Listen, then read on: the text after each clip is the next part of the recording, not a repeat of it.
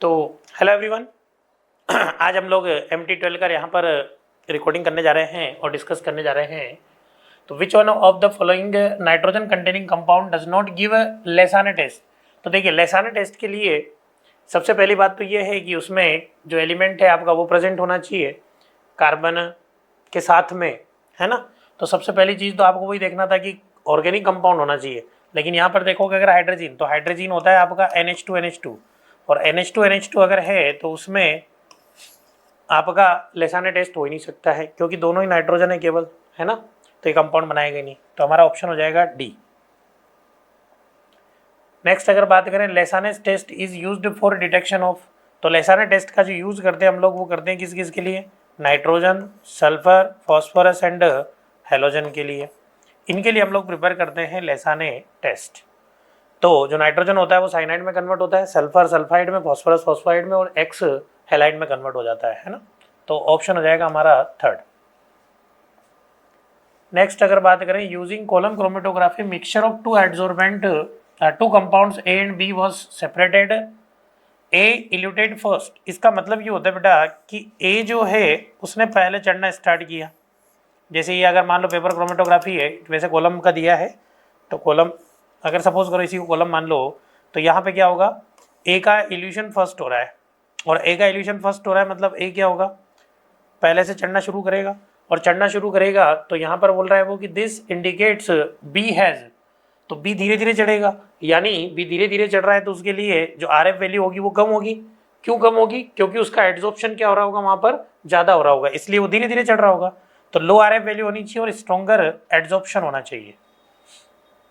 Fourth option. Glycerol is separated in soap industry, तो ये हमें पता होना चाहिए कि हम लोग इसके लिए करते हैं distillation under reduced pressure. A flask contain a mixture of isohexane and 3-methylpentane. 3-methylpentane boils at 63 degree centigrade. देखिए सबसे बढ़िया चीज़ क्या है कि बॉइलिंग पॉइंट दिया हुआ है, and isohexane boil at 60 degree centigrade. तो आइसोहेक्सेन का बॉइलिंग पॉइंट क्या है, कम है। जिसका बॉइलिंग पॉइंट कम होगा वही पहले डिस्टिल आउट होगा, तो वो पहले उड़ेगा। पहली बात तो ये कि बॉइलिंग पॉइंट में डिफरेंस जो है वो क्या है, नियर है, कम है। तो अगर डिफरेंस कम है तो हम लोग इसके लिए कौन सा डिस्टिलेशन यूज करेंगे, फ्रैक्शनल डिस्टिलेशन। बहुत ज़्यादा होता तो सिंपल डिस्टिलेशन यूज करते, तो पहले तो फ्रैक्शनल डिस्टिलेशन यूज करेंगे, और जो डिस्टिल आउट होगा पहले वो कौन होगा, isohexane. Azo dye formed in the following reaction, sulphanilic acid plus NaNO2। Sulphanilic acid की बात करें तो सल्फानिलिक एसिड जो होगा वो होगा आपका NH2 एंड SO3H। ये NH2 का आपका डाइजेटेशन कराना है, ये कन्वर्ट होगा आपका N2 plus and Cl minus में, और यही जाकर इसके साथ में कपलिंग रिएक्शन करेगा। अब इसके साथ जब कपलिंग रिएक्शन करेगा तो नाइट्रोजन का यहाँ पर प्लस एम इफेक्ट लगेगा, और प्लस एम इफेक्ट लगेगा तो यहाँ पर जो एक्टिवेटिंग पोजीशन होगी वो होगी इसकी पैरा, इसके रेस्पेक्ट में पैरा पोजीशन। तो हमें ऑप्शन देखना पड़ेगा, और अगर ऑप्शन देखते हैं तो NH2 वाली रिंग में जोड़ना है आपको और पैरा पर जोड़ना है ना। तो यहाँ पर देखो NH2 के पैरा पर ये डाई जो कपलिंग हुई है ऑप्शन डी में। Next, in Lassaigne test a violet colour obtained indicate the presence of, violet colour जो ऑब्टेन होता है वो इंडिकेट करता है आपकी सल्फर की प्रेजेंस को। नेक्स्ट अगर बात करें तो a violet color compound formed in the detection of sulfur in a compound is, तो यहाँ पर अगर बात करें हम लोग सल्फर के लिए, सल्फाइड के लिए जो हम लोग टेस्ट लगाते हैं उसमें हम लोग रिएक्शन कराते हैं किसकी, FeCN_5NO2-, और जब इसकी रिएक्शन कराई जाती है सल्फाइड के साथ में तो ये कन्वर्ट हो जाता है NOS और 4- हो जाता है, यानी first option. On heating some solid change from solid to vapour state, direct solid से कहाँ जा रहा है, वेपर स्टेट में, और सॉलिड से अगर कोई चीज़ वेपर में जा रही है मतलब हम लोग उसके लिए यूज़ करते हैं कौन से method, sublimation. Next matrix type question है। सबसे पहले आपका दिया हुआ है क्लोरोफॉर्म एंड एनिलीन मिक्सचर का। अगर हम लोग बात करें क्लोरोफॉर्म एनिलीन मिक्सचर की, तो क्लोरोफॉर्म एनिलीन मिक्सचर को हम लोग सेपरेट आउट करते हैं यहाँ पर डिस्टिलेशन, है ना। दूसरा हो जाएगा हमारा बेंजोइक एसिड एंड नेफ्थलीन। एक है water aniline mixture. Water aniline mixture के लिए जो हम लोग यूज़ करते हैं वो करते हैं कौन सा, स्टीम डिस्टिलेशन। तो यहाँ पर हो जाएगा तुम्हारा थर्ड का पी। और नेफ्थलीन एंड सोडियम क्लोराइड है, तो नेफ्थलीन में हमें पता है कि सब्लिमेशन की प्रॉपर्टी होती है, यानी 4 का हो जाएगा कौन सा, क्यू। और क्लोरोफॉर्म एनिलीन के लिए कौन सा बताया था तुम्हें, डिस्टिलेशन। और एक बचा benzoic acid and naphthalene. Benzoic acid and naphthalene में हम लोग यूज़ करते हैं कौन सा, क्रिस्टलाइजेशन। तो पहले का पहले का आर, दूसरे का एस, पहले का आर दूसरे का एस, ठीक है, तीसरे का हो जाएगा पी, चौथे का क्यू। तो ऑप्शन डी हमारा करेक्ट आंसर होगा। यहाँ पर एलिमेंट है और यहाँ पर दिया हुआ है रिएजेंट यूज्ड और प्रोडक्ट फॉर्म्ड। तो नाइट्रोजन के लिए जो हम लोग यहाँ पर रिएक्शन लगाते हैं तो वहाँ पर बनता है आपका फेरिफेरोसाइनाइड, तो फर्स्ट का हो जाएगा आर। सल्फर के लिए वही आपका नाइट्रोप्रोसाइड टेस्ट लगाते हैं, वायलेट कलर का कॉम्प्लेक्स बनेगा। फॉस्फोरस के लिए अमोनियम मोलिब्डेट और हेलोजन के लिए हम लोग करते हैं सिल्वर नाइट्रेट। तो हमारा जो आंसर होगा वो होगा फर्स्ट का आर। और ऐसा केवल कितना ऑप्शन था, एक ऑप्शन। सेकंड का पी, ठीक है, थर्ड का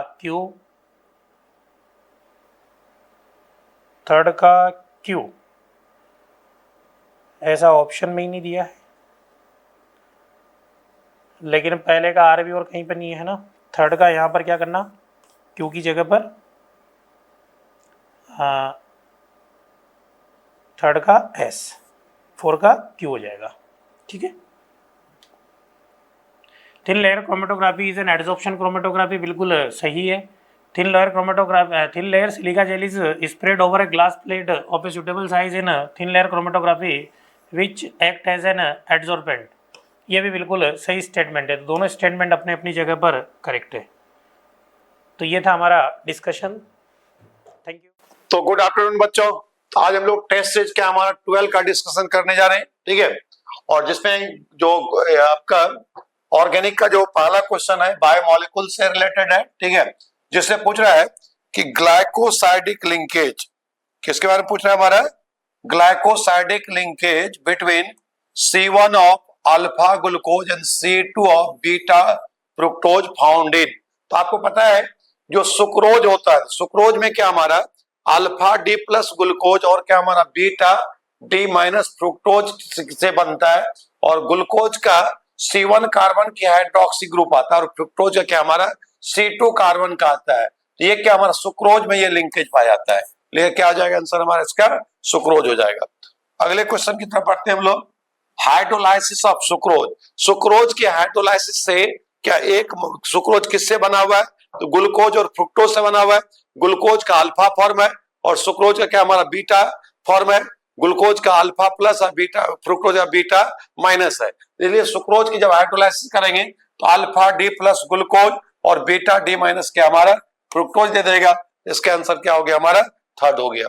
अगले क्वेश्चन की तरफ बढ़ते हैं। मैच द लिस्ट कहता है 1 to लिस्ट 2। तो ये क्या सुक्रोज, तो सुक्रोज अभी जस्ट हम लोग देखे थे किससे, अल्फा डी प्लस ग्लूकोज और क्या हमारा बीटा डी माइनस फ्रुक्टोज, यानी ए के लिए क्या हमारा सेकंड चले जाएगा, ठीक है। लैक्टोज जो है ये क्या हमारा, एक तो बीटा डी ग्लैक्टोज और क्या हमारा बीटा डी ग्लूकोज से बनता है। तो बी के लिए क्या हमारा फर्स्ट हो गया, बी के लिए क्या हो गया फर्स्ट। अब क्या माल्टोज, तो ये क्या हमारा 2 मॉलिक्यूल ग्लूकोज से बना होता है, ये alpha D plus glucose alpha D plus glucose. तो सी के लिए क्या हो जाएगा हमारा थर्ड हो जाएगा। तो ऐसा ऑप्शन अपने पास कौन सा बन रहा है, ए के लिए क्या हमारा सेकेंड, ए के लिए सेकेंड, बी के लिए फर्स्ट और सी के लिए थर्ड। तो ऑप्शन क्या हो गया हमारा थर्ड, सी। अगले क्वेश्चन की तरफ। अगला है 2 मोनोमर्स ऑफ माल्टोज। माल्टोज जो है 2 मॉलिक्यूल के हमारा अल्फा डी प्लस ग्लूकोज से बना हुआ है। तो माल्टोज का 2 मोनोमर यूनिट क्या हो गया हमारा, ग्लूकोज हो गया। तो क्या ग्लूकोज का कौन सा फॉर्म, तो अल्फा फॉर्म होता है। तो अल्फा डी प्लस क्या हमारा ग्लूकोज और अल्फा डी प्लस क्या हमारा ग्लूकोज। तो ऐसा ऑप्शन कौन सा आ रहा है, फर्स्ट आ रहा है alpha D plus glucose alpha D plus glucose. तो ऑप्शन क्या हमारा ए गया। अगले क्वेश्चन की तरफ बढ़ते हैं। Glucose and galactose are having identical configuration all position except, है ना। जरा आप देखो ग्लूकोज की जो स्ट्रक्चर होता है, ग्लूकोज की ये स्ट्रक्चर है, ये क्या CH2OH H, ये क्या हमारा OH H, ये क्या हमारा OH, ये क्या हमारा OH H OH, ये क्या हमारा H OH।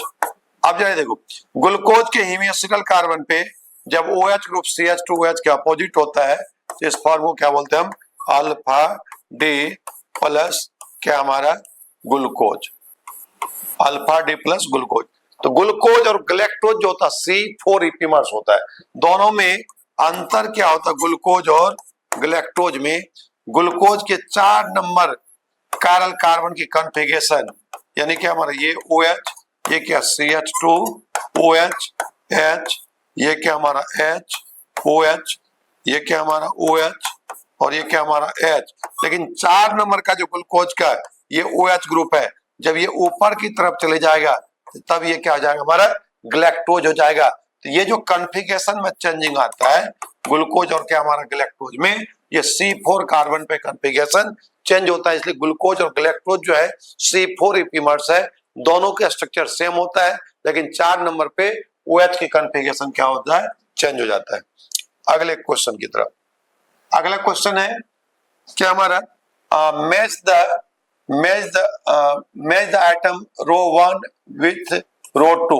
तो रो 1 में ये स्ट्रक्चर दिया हुआ है 4, इसको मैच करना है क्या हमारा, ये रो 2 से। तो ये देखो ये वाला जो पहला स्ट्रक्चर दिया हुआ है ये क्या हमारा अल्फा डी प्लस क्या हमारा ग्लूकोज का दिया हुआ है ना।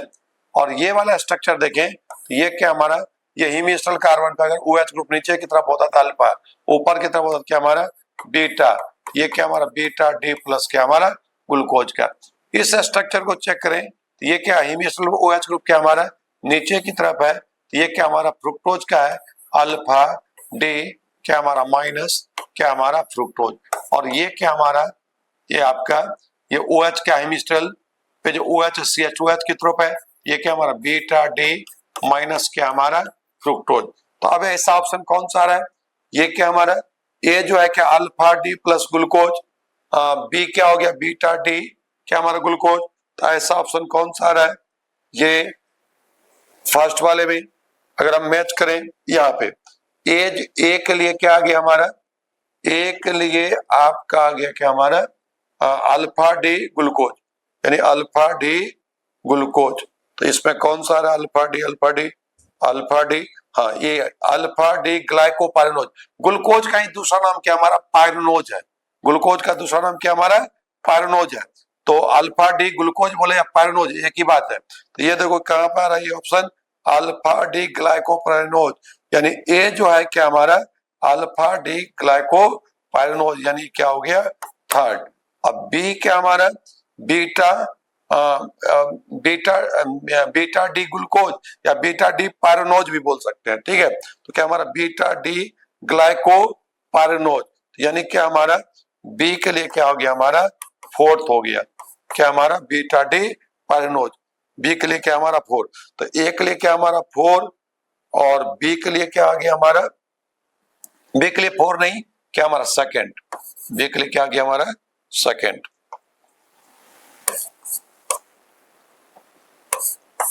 बी के लिए क्या गया हमारा सेकंड, यानी बी क्या हमारा ये क्या ग्लूकोज ही है, ग्लूकोज को ही पाइरेनोज बोलते हैं लेकिन बीटा फॉर्म। तो ये क्या हमारा बीटा ग्लाइको क्या हमारा पाइरेनोज। तो ए के लिए क्या आ गया हमारा, ए के लिए तो alpha D glucose, alpha D glucose आपका किसमें आ गया ये वाला है अल्फा डी ग्लाइकोपाइरेनोज, है ना। और ये क्या हमारा बीटा डी ग्लाइकोपाइरेनोज, यानी क्या हमारा बी के लिए क्या आ गया फोर्थ,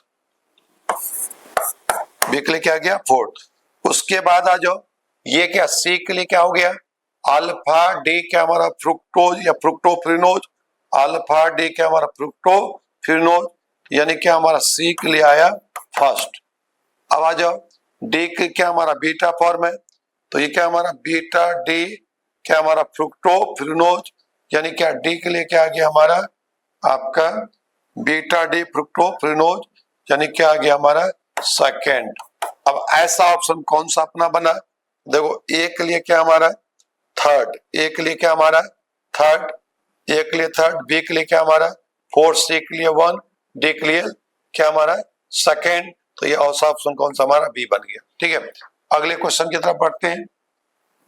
अब ये क्या हमारा फ्रुक्टोज दिया हुआ है, तो फ्रुक्टोज का स्ट्रक्चर जो होता है क्या हमारा CH2 क्या हमारा CO, और CO इधर क्या नीचे जो ग्रुप है ये क्या हमारा रिपीट कर जाएगा। अब ये क्या हमारा जो दिया हुआ है क्या हमारा ये इसका ए नंबर में HCN के साथ रिएक्शन किए गए, किसके साथ HCN के साथ, HCN के साथ जब रिएक्शन करेंगे तो ये बना देगा साइनोहाइड्राइन, क्या बना देगा साइनोहाइड्राइन। HCN के साथ जब रिएक्शन किए तो ये क्या बना दिया साइनोहाइड्राइन। तो अब जरा ये देखो आप जो 65 नंबर का था क्वेश्चन है, तो इसकी फिर क्या कर रहा है हाइड्रोलाइसिस कर रहा है। इसकी जब हाइड्रोलाइसिस करेंगे तो ये तो बदल जाए किसमें एसिड में CH2OH, ये क्या हमारा HCOH, और ये क्या हमारा नीचे ये कहता जाएगा, ये कार्बन हट जाएगा यहां से नीचे ये रिपीट कर जाएगा। तो देखो इस स्ट्रक्चर में क्या हो गया, जब हम फ्रुक्टोज की जो मॉलिक्यूलर C6H12O6 ये फ्रुक्टोज का हो गया। अब इसमें कार्बन कितना एक बढ़ गया, ये क्या होगा C7, और अगर हम लोग हाइड्रोजन की बात करें तो हाइड्रोजन कितना हो गया हमारा, इसमें पहले क्या C6H12 था, लेकिन अब हाइड्रोजन इसमें कितने बढ़ गया 2 हाइड्रोजन बढ़ गया, तो C7 क्या हो गया H14, और ऑक्सीजन पहले कितना था इसमें क्या हमारा 6 था, लेकिन अब जो है इसमें ऑक्सीजन एक एक्स्ट्रा आया है, तो अब ऑक्सीजन कितना हो जाएगा हमारा O18। तो ये मॉलिक्यूलर फार्मूला किसके लिए हो गया ए के लिए हो गया। ठीक है, अब फ्रुक्टोज का रिडक्शन कर रहे हैं NaBH4 क्या हमारा HI-4। तो ये पता है कि फ्रुक्टोज की जब भी रिडक्शन करेंगे ना कि किसके द्वारा ये फ्रुक्टोज की रिडक्शन किया गया तो पहले ये अल्कोहल बनेगा, फिर HI-8 फॉस्फोरस, ये दे देगा नॉर्मल हेक्सेन, क्या दे देगा हमारा नॉर्मल हेक्सेन। पहले फ्रुक्टोज की रिडक्शन करेंगे तो अल्कोहल बनेगा, अल्कोहल को HI-8 फॉस्फोरस पे हीट करेंगे तो नॉर्मल हेक्सेन दे देगा, तो ये C6 क्या हमारा H14। तो ये ऑप्शन क्या चले गया हमारा ए चले गया। अगले क्वेश्चन की तरफ बढ़ते हैं।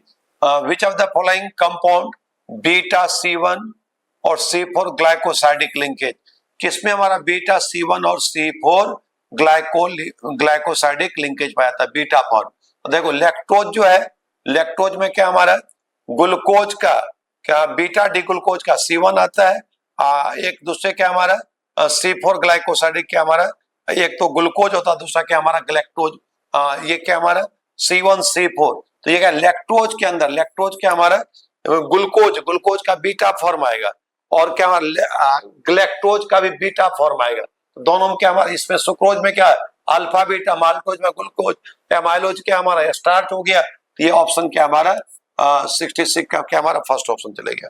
अगले क्वेश्चन की तरफ बढ़ते हैं। Which of the following student not true for the glucose, glucose के लिए कौन सा स्टूडेंट सही नहीं है। The pentaacid of glucose does not react with hydroxyl to give oxide, ये क्या हमारा सही है। Glucose exist to crystalline form alpha beta, ये भी सही है, नॉट ट्रू पूछ रहा है। ठीक है, ग्लूकोज गिव शिफ्ट टेस्ट ऑफ द एल्डिहाइड, ये गलत है, ग्लूकोज क्या हमारा शिफ्ट टेस्ट नहीं देता, इससे कंफर्म हो रहा है ग्लूकोज में फ्री एल्डिहाइड ग्रुप नहीं है। ठीक है, अगले क्वेश्चन की तरफ बढ़ते हैं। अगला क्वेश्चन है the type of amino acid obtain by the hydrolysis of protein. तो प्रोटीन क्या हमारा एमिनो एसिड से बनता है, और जितने भी एमिनो एसिड है सभी के सभी क्या हमारा अल्फा फॉर्म का होता है, अल्फा फॉर्म का आता है। इसलिए प्रोटीन की हाइड्रोलाइसिस करेंगे तो एमिनो एसिड मिलेगा, लेकिन एमिनो एसिड में कौन सा फॉर्म मिलेगा तो अल्फा फॉर्म मिलेगा, इसलिए क्या हो गया हमारा अल्फा। अगला क्वेश्चन है during the denaturation of protein which of the structure will be remain intact। तो कह रहा है हमारा प्रोटीन के किस स्ट्रक्चर में क्या हमारा अगर उसको डीनेचर करेंगे हीट टेम्परेचर प्रेशर का इफेक्ट नहीं पड़ता है, तो ये क्या हमारा सिर्फ प्रोटीन का जो प्राइमरी स्ट्रक्चर होता है इस पे कोई इफेक्ट नहीं पड़ेगा। ठीक है, तो हाँ अगला क्वेश्चन है वाटर सोल्यूबल प्रोटीन। तो प्रोटीन जो है दो तरह का होता है, एक फाइब्रस प्रोटीन होता है, दूसरा क्या हमारा ग्लोबुलर प्रोटीन होता है। फाइब्रस प्रोटीन का एग्जांपल मायोसिन और क्या हमारा केराटिन, जो वाटर में क्या हमारा सोल्यूबल नहीं होता है, लेकिन जो ग्लोबुलर प्रोटीन होता है वो क्या हमारा वाटर सोलेबल होता है, जिसका एग्जांपल क्या हमारा एल्यूमिन होता है। तो एल्यूमिन क्या हमारा किस में आता है, हमारा ये ग्लोबुलर प्रोटीन में, ये क्या हमारा वाटर में सोलेबल होगा। चलिए, all the best. Question number 71 देखते हैं।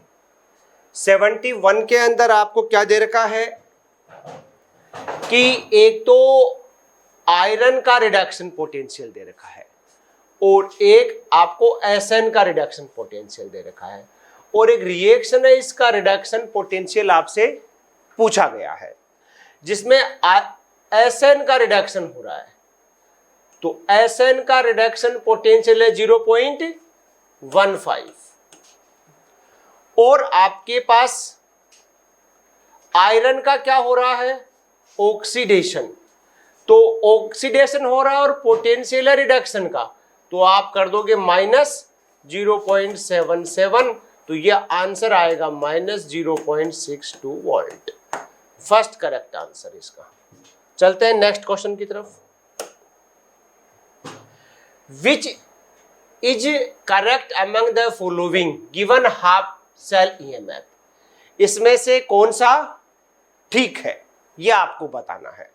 तो आपके पास क्या है कि पहले अपन एक लेटीमर बना लेते हैं, Cu+2 से Cu में जाना और Cu+ से Cu में आना। Cu+2 से Cu+ में जाने का नहीं गिवन है, Cu+ से Cu में जाने का गिवन है 0.521। Cu+2 से Cu में जाने का भी गिवन है 0.337, इसको 2 से मल्टीप्लाई और इसकी वैल्यू मान लेते हैं कोई x है। इन दोनों में एक एक इलेक्ट्रॉन का, तो 1 1 से मल्टीप्लाई करने से कोई फर्क पड़ेगा नहीं। इसका मतलब हो गया 476 बराबर x प्लस 0.521। तो x की जो वैल्यू आएगी वो आ गई है, आपके पास आएगा 351 पॉइंट, ये आपके पास इतना वोल्ट आ गया आपके पास। अब मुझे Cu+1 का डिस्प्रपोर्शनेशन, तो ये Cu+1 यदि डिस्प्रपोर्शनेट होगा तो Cu+2 बनेगा और Cu बनेगा। तो ये रिडक्शन है और रिडक्शन का SRP कितना है मेरे पास 0.251 है, तो इस रिएक्शन का 0.251। ऑक्सीडेशन का SRP मेरे पास आया था 0.153, इसको माइनस करके लिख दूंगा, तो वैल्यू मेरे पास क्या आएगी, पॉजिटिव ही आएगी।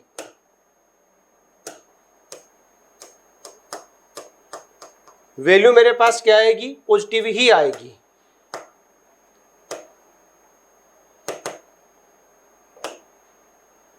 यह आएगी 0.153, तो ये अल्टीमेट वैल्यू मेरे पास क्या आने जा रही है, पॉजिटिव आने जा रही है। इसका मतलब ये डिस्प्रपोर्शनेट करेगा। Cu+ and Cu+2 compo proportionate कह रहा है कि कॉम्पो प्रपोर्शनेट नहीं, कॉम्पो प्रपोर्शनेट को अपन ऐसे नहीं कह सकते हैं, ठीक है। और ये कह रहा है कि ये पॉजिटिव है आपके पास, तो Cu से Cu+2 मतलब इसका उल्टा, यानी कि -0.337 और Cu+ से Cu यानी प्लस वाली वैल्यू बड़ी है, तो इन दोनों का सम अप करोगे तो ओवरऑल वैल्यू पॉजिटिव आएगी, ये भी ठीक है। तो आंसर क्या चला गया, डी चला गया आपके पास, ठीक है बात। चलते हैं नेक्स्ट क्वेश्चन पे। How many gram of silver will be displaced from the solution of AgNO3 by 4 gram of magnesium? 4 ग्राम, यानी दो, मैं ये कह सकता हूं कि मैग्नीशियम के ग्राम इक्विवेलेंट और सिल्वर के ग्राम इक्विवेलेंट बराबर होंगे। तो मैग्नीशियम का मास है 4, इसका मोलर मास होता है 24 और इसका n फैक्टर कितना लेंगे 2, क्योंकि मैग्नीशियम +2 के अंदर बनाता है। सिल्वर का होता है आपके पास मास, मान लो डिस्प्लेस हुआ है W, मोलर मास है 108 और ये n फैक्टर आएगा 1। तो ये आपके पास है, ये 6 आ गया, ये 1/3 आ गया 108, यानी कि W बराबर 1/3 इंटू 10108, ये आपके पास आएगा 36 ग्राम। तो आंसर क्या आ गया? सी। चलते हैं नेक्स्ट क्वेश्चन पे। How much will be reduction potential of hydrogen electrode change when its solution initially at pH 0 पे है, is neutralize to pH 7 at 25 degree Celsius. देखो 0 पे जब था तो उसका पोटेंशियल जो भी है वो रिडक्शन का कितना होगा? 0 होगा, कोई सोचने वाली बात नहीं है। अब जब इसका कर दिया गया तो रिडक्शन पोटेंशियल देखो ऐसे निकालेंगे, ये रिएक्शन हो गई आपके पास, पहले 0 था अब कितना हो गया है ये हमें समझना चाहते हैं। तो यदि हमें कुछ नहीं बोला गया है तो इसका जो पार्शियल प्रेशर ऑफ हाइड्रोजन है वो 1 ले लेंगे, ठीक है। तो अब देखो आपके पास EH प्लस से H2 ये 0 minus 0.059 divide by 1 log 1 divide by H plus की कंसंट्रेशन जो 10 की पावर -7 हो गई है। अब 10 की पावर -7 है बेटा, तो 10 की पावर -7 ऊपर जाएगा तो बेटा क्या हो जाएगा? प्लस में चला जाएगा, तो प्लस में जाएगा तो 7 आगे आ गया, तो कुल मिला के ये वैल्यू आ गई -0.059 इंटू 7, ये अप्रोक्सीमेट अपन कह सकते हैं 0.41 वोल्ट। पहले 0 था, अब -0.41 वोल्ट आ गया है, इसका मतलब इतनी वैल्यू डिक्रीज हो गई है। D answer. चलते हैं नेक्स्ट क्वेश्चन पे। नेक्स्ट क्वेश्चन पे आपसे पूछा गया है कि ये सेल है और ये स्पॉन्टेनियस कब होगा। तो हमको पता है आपके पास कि ये आपके पास, रुको क्या, ये आपके पास है तो एनोड पे तो करना है ऑक्सीडेशन और कैथोड पे करना है रिडक्शन। तो आपके पास देखो एनोड पे ऑक्सीडेशन करोगे तो Cl माइनस से Cl2 बनेगा। ये तो हो गई आपकी एनोड की रिएक्शन, और जो कैथोड की रिएक्शन होगी वो होगी Cl2 से Cl माइनस बनेगा।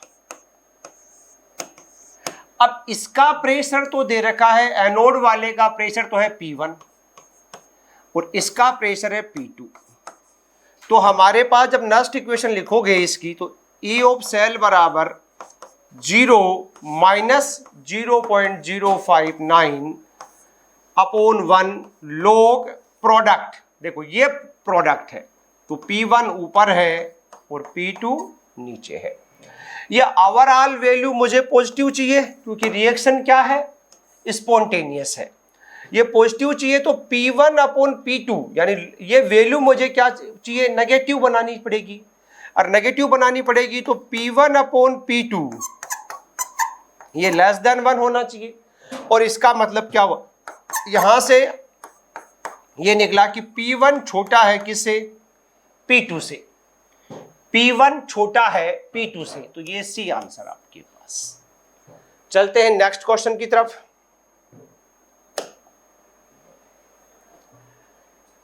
इन the cell that utilize the reaction, ये यूटिलाइज करता है, इसमें 0.1 m H2SO4 ऐड कर दिया गया है कैथोड कंपार्टमेंट में, क्या होगा? तो हम सब लोग जानते हैं इस, देखो इसमें यदि H प्लस की कंसंट्रेशन बढ़ा दी है तो लीच सेटिलियर प्रिंसिपल के अकॉर्डिंग ये कंसंट्रेशन कम होगी, और कम होगी तो कौन सी रिएक्शन में होगी? फॉरवर्ड में। फॉरवर्ड रिएक्शन होने का मतलब राइट शिफ्ट। कौन सी शिफ्ट? Right shift. तो आपके पास देखो बोला गया है जिसमें से लेफ्ट शिफ्ट का आंसर कट हो गया, ये लेफ्ट शिफ्ट का आंसर कट हो गया, 2 बच गए, राइट शिफ्ट वाले 2 आंसर बच गए। अब आपसे बोला गया है और क्या इंपैक्ट आएगा, तो आप नेक्स्ट इक्वेशन लिखिए। E ऑफ सेल बराबर E naught of cell minus 0.059 upon 2 log Zn plus 2 की concentration PH2 upon H plus की कंसंट्रेशन का स्क्वायर। आपने H प्लस की कंसंट्रेशन को बढ़ा दिया है तो ये ओवरऑल वैल्यू क्या हो गई है, पूरी वैल्यू घट गई है, डिक्रीज हो गई है। और ये माइनस होने वाली वैल्यू कम हो रही है। माइनस होने वाली वैल्यू कम होने का मतलब है ई ऑफ सेल का बढ़ना। तो increase in cell EMF and shift equilibrium to right, C answer. चलते हैं नेक्स्ट क्वेश्चन की तरफ।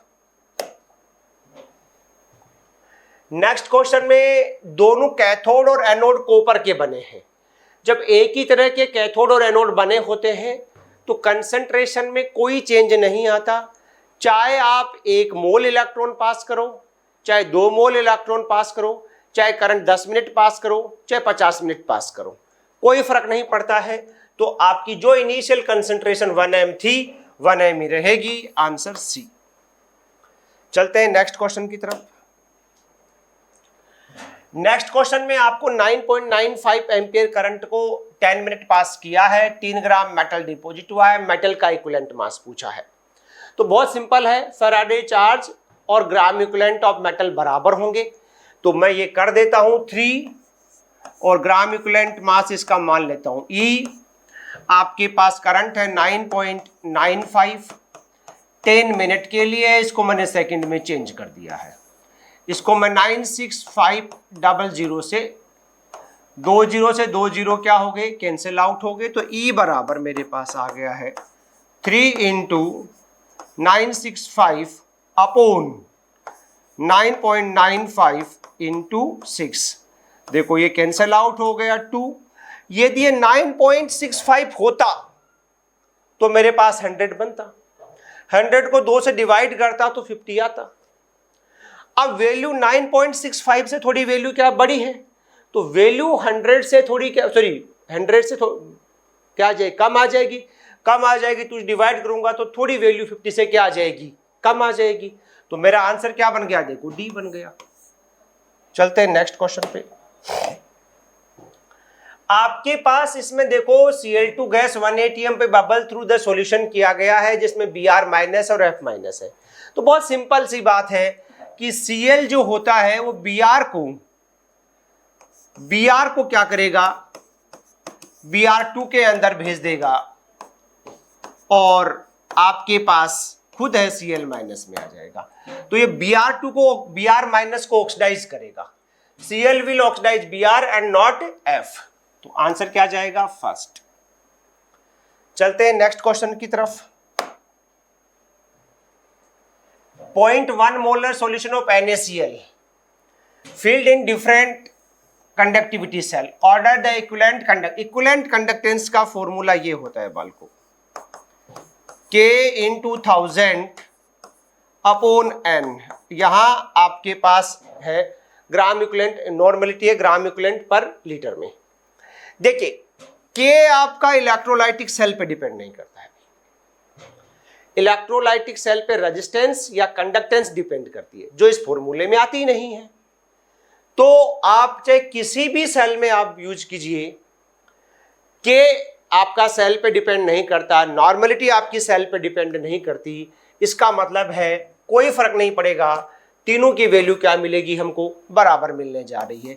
यदि वो हमसे रेजिस्टेंस या कंडक्टेंस के बारे में बात करता तो हम कहते कि सेल कांस्टेंट की वैल्यू के कारण वैल्यू चेंज होगी। समझ गए मेरी बात को? तो ये बात आपको ध्यान रखना है कि कंडक्टिविटी अफेक्ट नहीं होती है तो मोलर कंडक्टिविटी भी अफेक्ट नहीं होती है, ग्राम इक्विवेलेंट कंडक्टिविटी भी अफेक्ट नहीं होती है। समझ गए? चलते हैं नेक्स्ट क्वेश्चन की तरफ। गिवन बिलो 2 स्टेटमेंट्स करा कि limiting molar conductivity of KCl जो कि स्ट्रॉन्ग इलेक्ट्रोलाइट है higher compare to the weak electrolyte. देखिए लिमिटिंग मोलर कंडक्टिविटी की जब बात कर ली तो स्ट्रॉन्ग और वीक का कॉन्सेप्ट खत्म। लिमिटिंग मोलर कंडक्टिविटी वहां कैलकुलेट होती है जहां दोनों 100% आयोनाइज हो गए हैं। समझ गए बात को? अब बात आता है कि limiting molar conductivity of KCl जो होगा आपके पास वो तो होगा लिमिटिंग K प्लस की कंडक्टिविटी और Cl माइनस की कंडक्टिविटी, और जो एसिटिक एसिड का होगा लिमिटिंग मोलर कंडक्टिविटी वो आपका होगा limiting molar conductivity of H plus और limiting molar conductivity of acetate. अब हम सबको पता है कि सबसे ज्यादा कंडक्टिविटी किसकी होती है, तो हम कहेंगे H प्लस की होती है। किसकी होती है? H प्लस की कंडक्टिविटी सबसे ज्यादा होती है, और जिसकी कंडक्टिविटी सबसे ज्यादा है ऑब्वियसली बात है उसकी लिमिटिंग मोलर कंडक्टिविटी भी क्या होगी? ज्यादा होगी। इस हिसाब से एसिटिक एसिड की लिमिटिंग मोलर कंडक्टिविटी क्या हो गई? सबसे ज्यादा। सबसे ज्यादा हो गई तो KCl की कम, यानी ये स्टेटमेंट गलत निकला, पहला स्टेटमेंट गलत। अब आ गया आपके पास statement molar conductivity decrease with decreasing concentration. नहीं, molar conductivity increase with decreasing concentration. Dilution बढ़ाने पर मोलर कंडक्टिविटी इंक्रीज होती है। समझ गए बात को? इसका मतलब ये हुआ कि ये स्टेटमेंट भी क्या निकला? गलत। तो बोथ स्टेटमेंट्स आर रॉन्ग। चलते हैं नेक्स्ट क्वेश्चन की तरफ। कुछ यूनिट दे रखे हैं सेल कांस्टेंट की, हम सबको पता है मीटर इनवर्स, मोलर कंडक्टिविटी की Simon centimetre square mole inverse, conductivity की ओम इनवर्स मीटर इनवर्स, और डिग्री ऑफ डिस्ट्रीब्यूशन ये है वो डायमेंशन लेस हो गया। तो ए के साथ आप मैच करो थर्ड, और बी के साथ मैच करो फर्स्ट, और सी के साथ मैच करो फोर्थ, सी के साथ फोर्थ, और डी के साथ मैच कर दो सेकंड, यानी कि आंसर क्या हो गया आपका पास? ए हो गया। चलते हैं नेक्स्ट क्वेश्चन की तरफ।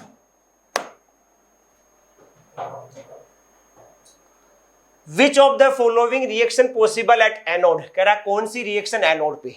एनोड पे होना है आपका ऑक्सीडेशन। क्या होना है? ऑक्सीडेशन होना है। तो यहां पे आपके पास ऑक्सीडेशन की बात करें तो O का हो रहा है रिडक्शन, तो ये नहीं हो सकती। F का हो रहा है रिडक्शन, ये नहीं हो सकती। O का रिडक्शन, ये नहीं हो सकती। Cr का क्या हो रहा है? ऑक्सीडेशन हो रहा है। इसका मतलब सी आंसर। चलते हैं नेक्स्ट क्वेश्चन की तरफ। चलो बेटा देखते हैं 84 क्वेश्चन को। इसमें हमसे हाइड्रोजन का हाफ सेल क्या पूछा है? नेगेटिव पूछा है। क्या पूछा है? नेगेटिव पूछा है।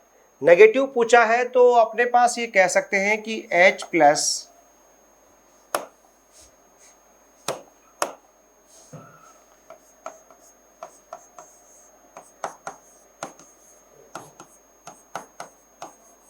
ये है, तो E जो आएगा अपने पास वो 0 माइनस 0.059 अपॉन 1 लॉग PH2 की power half upon H plus. ठीक है, मुझे ये वैल्यू पॉजिटिव चाहिए, इसके लिए मुझे ये लॉग वाली वैल्यू नेगेटिव चाहिए, और लॉग वाली वैल्यू नेगेटिव चाहिए। इसका मतलब मेरे पास PH2 की power half upon H plus ये वाली वैल्यू मुझे ग्रेटर देन 1 चाहिए। ठीक है, तो ग्रेटर देन 1 चाहिए, तो इसके अंदर मैं चेक करूंगा तो ये 1/2 आएगी वैल्यू, तो 1/2 आएगी तो ये नहीं हो सकता। इसमें 1 आ जाएगा तो ये भी नहीं हो सकता, और इसमें चेक करेंगे तो ये वैल्यू भी क्या आएगी? लेस देन 1 आएगी, तो इसमें भी नहीं हो सकता। पर इसमें वैल्यू ग्रेटर देन 1 है, इसका मतलब इसमें हो जाएगा नेगेटिव, तो आंसर क्या जाएगा? सी जाएगा। चलते हैं नेक्स्ट क्वेश्चन की तरफ। एक स्ट्रॉन्ग ऑक्सीडाइजिंग एजेंट है ना, और एम्फोटेरिक है, लेड स्टोरेज बैटरी में काम में आता है, तो नो डाउट वो क्या है? PbO2 है। चलते हैं नेक्स्ट क्वेश्चन पे। एक लिस्टिंग है लैक्लांसे सेल के एनोड पे ये रिएक्शन होती है। ये रिचार्जेबल सेकेंडरी सेल है, निकल कैडमियम सेल। फ्यूल सेल आपको पता है कंबशन जो एनर्जी होती है उसको इलेक्ट्रिकल एनर्जी में चेंज करता है, और मरकरी सेल की रिएक्शन में कोई आयन का इन्वॉल्वमेंट नहीं होता है। तो इसके हिसाब से ए के साथ फोर्थ, तो बी के साथ आपका थर्ड, सी के साथ फर्स्ट, और डी के साथ सेकेंड, यानी कि डी आंसर ठीक बैठ रहा है। चलते हैं नेक्स्ट क्वेश्चन की तरफ। आपको करेक्ट स्टेटमेंट्स बताने हैं। देखो, has been used in spaceship, ठीक बात है। कह रहा है कि एफिशिएंसी 40% थर्मल पावर प्लांट की होती है, ये गलत हो गया। एल्यूमिनियम कैटालिस्ट नहीं, एल्यूमिनियम नहीं, प्लेटिनम पैलेडियम को कैटालिस्ट के रूप में यूज करते हैं। इको फ्रेंडली, बिल्कुल ठीक बात है। एक्चुअली गैल्वेनिक टाइप की रिएक्शन है, तो क्या हो गया, ए, डी और ई, डी आंसर करेक्ट हो गया।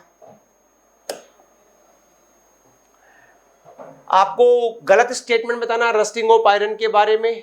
तो NO2 और SO2 यदि डिजोल्व होंगे वाटर में तो H+ देंगे, H+ कैटालिस्ट का काम करता है रस्टिंग में। तो पहला स्टेटमेंट ठीक है, सही स्टेटमेंट है। रस्टिंग ऑफ आयरन को अपन क्या इलेक्ट्रोकेमिकल रिएक्शन के रूप में देख सकते हैं, बिल्कुल देख सकते हैं, इलेक्ट्रोकेमिकल रिएक्शन कहीं वहां होती है, तो ये स्टेटमेंट भी सही हो गया। ये एसिडिक पीएच पे होता है rusting of iron, basic pH पे रुक जाता है, बिल्कुल ये बात भी ठीक लिखी हुई है, ये स्टेटमेंट भी सही है। टिन जो है वो आपका कम रिएक्टिव होता है आयरन से, तो ऊपर कोटिंग कर दोगे तो रुक तो जाएगा, पर कहीं पे भी वो दरार आ गई, कहीं हट गया तो वो नहीं रोक पाएगा, वो तभी रुकता है जब गैल्वेनाइजेशन कर दोगे। इसका मतलब ये स्टेटमेंट क्या है, गलत है, और गलत ही आपसे पूछा गया है, तो डी करेक्ट आंसर हो गया। आपसे पूछा है lead storage battery, pick the correct statement. Lead storage battery के बारे में सही स्टेटमेंट बताना है। During the charging battery PbSO4 on anode is convert into PbO2, नहीं। आपको पता होना चाहिए कि आपके पास जो डिस्चार्जिंग होता है, डिस्चार्जिंग के समय PbO2 कैथोड पर PbSO4 में चेंज होता है। PbO2 कैथोड पर PbSO4 में चेंज होता है, तो जो भी कुछ PbO2 के साथ होगा वो सब कहां होगा, कैथोड पे होगा, एनोड पे होने का कोई मतलब ही नहीं है, तो गलत हो गया। During the charging battery PbSO4 on cathode is converted in PbO2, बिल्कुल सही लिखा हुआ है। डिस्चार्जिंग में PbO2 PbSO4 बनाता है और चार्जिंग में PbSO4 PbO2 बनाएंगे, ये ठीक बात लिखी हुई है। Lead storage battery consist of grid of lead packed with anode to act as anode. जो ये बात बोली है कि lead grid packed with PbO2, ये एनोड का काम नहीं करती है लेड स्टोरेज में, ये कैथोड का काम करती है, तो ये स्टेटमेंट गलत हो गया। और पूछा lead storage battery 38% solution sulphuric acid as electrolyte, ये बिल्कुल ठीक बात है। तो आपका जो करेक्ट आंसर बना है वो बी और डी, यानी कि फर्स्ट। चलते हैं नेक्स्ट पे। नेक्स्ट पे आपके पास एक लिस्टिंग है, लिस्ट दे रखी है AB। पहला पूछा है ये आपके पास क्या है, तो ये निकल कैडमियम सेल की रिएक्शन है। निकल कैडमियम सेल का मतलब आपके पास सेकेंडरी सेल हो गया, ठीक है। और अब यहां पे देखते हैं, देखो ये वाला फ्यूल सेल है, डी के अंदर जो दिया हुआ है, डी में लिखा है वो फ्यूल सेल लिखा है। और जो आपके पास प्राइमरी सेल पूछा है वो बी में जो लिखा हुआ है वो प्राइमरी सेल है।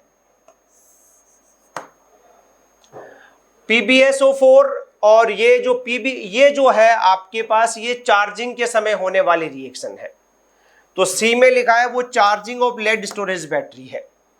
तो ए है आपके पास वो डिस्चार्जिंग ऑफ सेकेंडरी सेल यानी निकल कैडमियम सेल है। इसको अपन यदि मैच करवाएं तो ए के साथ आपका मैच हुआ है सेकंड, ए के साथ सेकंड, बी के साथ फर्स्ट, सी के साथ मैच होगा फोर्थ। तो आपके पास क्या आंसर हो गया, सी करेक्ट आंसर हो गया। थैंक यू बेटा।